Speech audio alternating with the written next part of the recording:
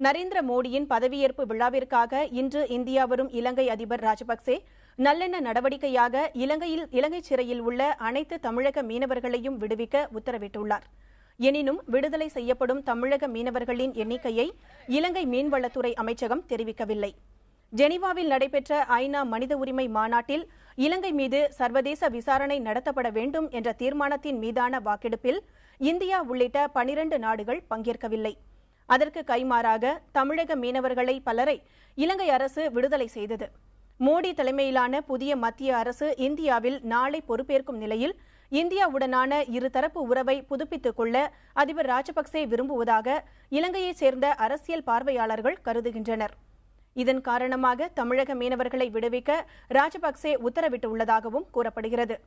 இந்திய பிரதமராக நரேந்திர மோடி நாளை பதவியேற்கும் நிகழ்ச்சியில் பங்கேற்பதற்காக ராஜபக்சே இன்று டெல்லி வருகிறார். அவர் வருகைக்கு எதிர்ப்பு தெரிவித்து வைகோ கருப்பு கொடி ஆர்ப்பாட்டம் நடத்த திட்டமிட்டுள்ளார். இதனிடையே பாகிஸ்தான் சிறையில் இருந்த குஜராத் மீனவர்கள் 59 பேரும் விடுவிக்கப்பட்டுள்ளனர்.